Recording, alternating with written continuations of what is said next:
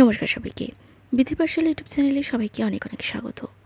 আজকের নিবেদন শীর্ষেন্দু মুখোপাধ্যায়ের একটি ভৌতিক গল্প, শিবেন বাবুর স্কুল। তবে আজকে গল্প শুরু করার আগে আমার চ্যানেলে যারা নতুন তারা চ্যানেলটিকে অবশ্যই সাবস্ক্রাইব করে ভিডিওগুলিকে লাইক করে দেবেন, ভালো লাগলে বন্ধুদের সঙ্গে শেয়ার করবেন এবং পাশে থাকা বেল আইকনটি অবশ্যই ক্লিক করবেন। শুরু করছি আজকের নিবেদন।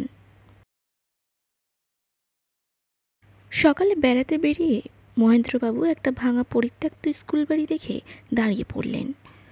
স্কুল বাড়ি দেখলেই চেনা যায়। লম্বা মতন বাড়ি, সার ঘর, মাঝখানে একটা উঠোনের মতো। তিনি 30 বছর নানা স্কুলে পড়িয়েছেন। এই সবে রিটায়ার করে হরিপুরে খুড়শ্বশুরের বাড়িতে কয়েকদিন বিশ্রাম নিতে এসেছেন। একটা লোক সামনের মাঠে খোঁটা পুঁতছিলেন। তাকে জিজ্ঞাসা করলেন, বাবু হে, এটা যেন স্কুল বাড়ি বলে মনে হচ্ছে, তা এরকম দুর্দশা কেন? ভগ্নদশা ছাড়া উপায় কি বলুন? শিবেন রায় স্কুল খুলেছিলেন, কিন্তু মোটে ছাত্রই হয় না, তাই উঠে গেছে। বলো কি, তা ছাত্র হয় না কেন? আগে হলো গরিবের গা, ছেলেপুলুদের পেট ভাতের জোগাড় করতে কাজে লেগে পড়তে হয়, পড়বার ফুরসত কোথায় বলুন? তাহলে তো বড়ই মুশকিল। এক কাজ করলে হয় না? যদি বিকেল বা সন্ধ্যের দিকে ক্লাস করা হয় তাহলে? লোকটা গম্ভীর মুখে মাথা নেড়ে বলে, তার জো নেই কর্তা। কেরোসিনের যা দাম হয়েছে তা কহবত নয়। শুধু দামই নয়, মাথা খুঁড়লেও তেল পাওয়া যায় না এখানে। তাই সন্ধে হতে না হতেই গোটা গা ঘুমে একেবারে ঢল ঢল করে। সন্ধ্যার পর এ গায়ে আলোর ব্যবস্থাই নেই। অন্ধকারে কি লেখাপড়া হয়? মহেন্দ্রবাবু শিক্ষাব্রতী মানুষ।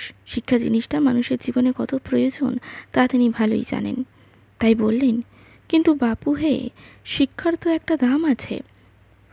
লোকটা একগাল হেসে বলে, তা আর নেই। শিক্ষা বড় উপকারী জিনিস মশাই। 2-4টে ইংরেজি বকুনি ঝাড়লেই আমি দেখেছি গা বেশ গরম হয়ে ওঠে, শীতকালেও ঘামের ভাব হয়। তারপর ধরুন ইতিহাস 2 পাতা পড়লেই এমন চমৎকার ঘুম এসে যায় যে এক ঘুমে 1 রাত কাবার। অঙ্ক কষতে বসলে খিদে চাগার দেবেই দেবে। একতলা পান্তা খেয়ে অঙ্ক কষতে বসেই খিদের চোটে উঠে পড়তে হয়েছে। মহেন্দ্রবাবু একটু হতাশ হলেন বটে, কিন্তু ধৈর্য হারালেন না।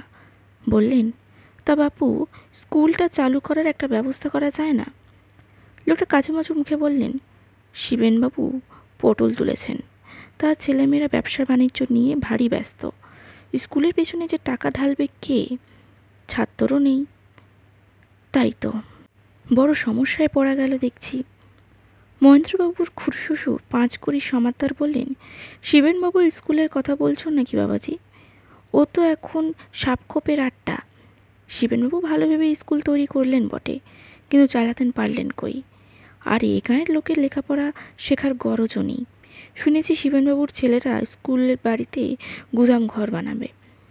মহেন্দ্রবাবু শিক্ষাব্রতী মানুষ, দমলেন না। পরে তিনি গিয়ে শিবেনবাবুর বড় ছেলে গোবিন্দর সঙ্গে দেখা করে বললেন, স্কুলটা আবার চালু করলে ভালো হয়। গোবিন্দ ঠোঁট বেঁকিয়ে বলে, ট্যাঁকের কড়ি আর কতকাল গচ্ছা দিতে হবে বলুন তো? বাবা কত কম টাকা ঢালেন নিতে। আজ অবধি কটা মাধ্যমিক টপকেছে তা জানেন? 50 জনও নয়। আর তা হবে নাই বা কেন? যা ভূতের উৎপাত। মহেন্দ্রবাবু অবাক হয়ে বলে, ভূতের উৎপাত? সে আবার কি? তবে আর বলছি কি, দিনে দুপুরে খাতা পেন্সিল টেনে নিয়ে যায়, চেয়ার টেবিল উল্টে দেয়, ব্ল্যাকবোর্ড মুছে দেয়, পরীক্ষার সময় ক্যানেস্তারার শব্দ করে, ইট পাটকেল ছড়ে, সবাই জেরবার হওয়ার জোগাড়। মহেন্দ্রবাবু হেসে বললেন, ভূত একটা কুসংস্কার বই তো নয়। নিশ্চয়ই কোনো দুষ্টু লোক আড়াল থেকে এসব করছে বা করাচ্ছে। গোবিন্দ বলল, তা পটল ঘোষ দুষ্টু নয়, এ কথা কেউ বলেছে কি? হাড়ে বচ্চাত মানুষ ছিল মশাই। গায়ে কোনো ভালো কাজ হতে দেখলেই বাগড়া দিত। নতুন রাস্তা হয়েছে, পটল দলবল নিয়ে রাত্রে এসে রাস্তা খুঁড়ে রেখে যেত। জলাশয়ও হয়েছে, পটল গিয়ে রাতারাতি তাতে ঢেলে রেখে আসতো। গাছের চারা লাগালেই উপড়ে ফেলতো, লহমাও সময় লাগতো না তার। পটলের আমলে এ গায়ে একটাও স্কুল হয়নি, হলেই হামলা ঠুকে মিথ্যে নালিশ করে কাজ আটকে দিত। তা সেই পটলবাবু কোথায় থাকেন? তা কে জানে মশাই। তবে কয়েক বছর হলেও সে মারা গেছে। ভেবেছিলাম এবার গা জুড়াবে, তা কোথায় কি, ভূত হয়ে এখন আমাদের স্কুলটার পেছনে লেগেছে। আমাদেরই কপাল খারাপ। ওই জায়গাটায় পটলের ভিটে ছিল কি না, বাবা জমিটা কিনে নিয়েছিলেন। ব্যর্থ মনোরথ হয়ে মহেন্দ্রবাবু ফিরে এলেন। সব শুনে পাঁচকুড়ি বললেন, বাবা জীবন, গোবিন্দ কিন্তু মিথ্যে কথা বলেননি। ও ওই পটলের ভূতই বটে। তুমি বিশ্বাস করবে না বলে বলিনি, কিন্তু ঘটনাটা খুবই সত্যি। মহেন্দ্রবাবু জেদি লোক, খেয়ে দিয়ে শুয়ে পড়লেন বটে, কিন্তু মটকা মেরেই রইলেন। বাড়ির সবাই ঘুমলে চুপি চুপি উঠে খিড়কি খুলে বেরিয়ে পড়লেন।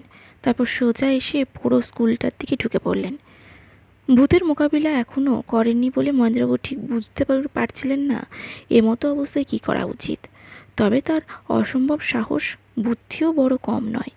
সামনের যে ক্লাসঘরটা দেখলেন সেটাতেই ঢুকে পড়লেন মহেন্দ্রবাবু। কুটকুটে অন্ধকার, ইঁদুরের কিচিমিচি শোনা যাচ্ছে, ঝিঁটিও ডাকছে, চামচিকে উড়ে বেড়াচ্ছে। মহেন্দ্রবাবুর মাথায় মুখে হাতে মাকড়সার জালে টের পাচ্ছেন। চারিদিকে বিচ্ছিরি গন্ধ।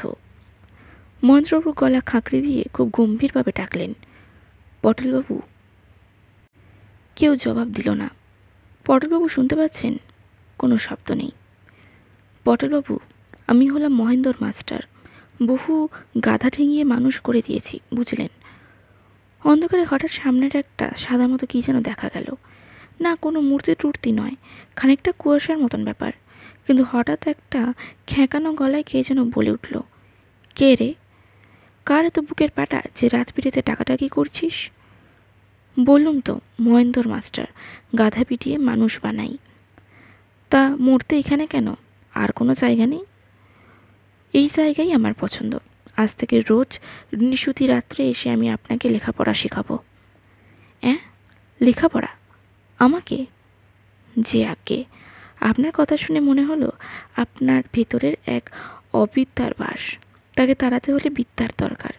আপনি তৈরি থাকুন, কাল থেকেই আমি আপনাকে পড়ানো শুরু করব। প্রথমে মুগ্ধবোধ, তারপর বর্ণ পরিচয়, তারপর ব্যাকরণ, কথামালা, হিতোপদেশ। শেখালেই হলো। যদি না শিখি? সহজে শিখবেন না যে আমি জানি, কিন্তু আমি তো ছাড়ার পাত্র নই। দেখো মাস্টার, মানে সরে পড়ো, নইলে এমন সব কাণ্ড করবো যে পালানোর পথ পাবে না। দেখুন না চেষ্টা করে, কত টাকার ছেলেকে জল করে এসেছি, আপনি তো কিছুই নন। আচ্ছা টেঁটিয়া তো? যে আজ্ঞে। তো তোমার কম্য নয় হে। যখন স্কুলে পড়তুম তখন কত মাস্টার কত চেষ্টা করেছে, আমাকে শেখাতে পারিনি। তুমি কোথা থেকে উদয় হলে হে বাপু? উদয় যখন হয়ে পড়েছি তখন আর সহজে অস্ত যাচ্ছি না, বুঝলেন পটলবাবু। পটলবাবুর ভূত একটু চুপ করে থেকে বলল, তার মানে তুমি সহজে ঢিঠ হওয়ার লোক নও? আগে না। দূর বাপু, আমাকে লেখাপড়া শিখে হবেটা কি? তার চেয়ে যাদের পড়ালে কাজ হয় তাদেরই পড়াও না। কিন্তু আপনার জন্য যে স্কুলটা উঠে গেছে। ঠিক আছে বাপু, স্কুল হোক, আমি বরং তখন পাশের গাঁয়ে কোথাও হাওয়া খেতে যাব। ঠিক তো? হ্যাঁ, তোমার মতন বদখত লোকের পাল্লায় পড়লে কি আর কিছু করার থাকে? মহেন্দ্রবাবু হাসলেন। 5 দিনের মধ্যে শিবেনবাবুর স্কুল চালু হয়ে গেল। স্কুলের হেডমাস্টার হলেন মহেন্দ্রবাবু।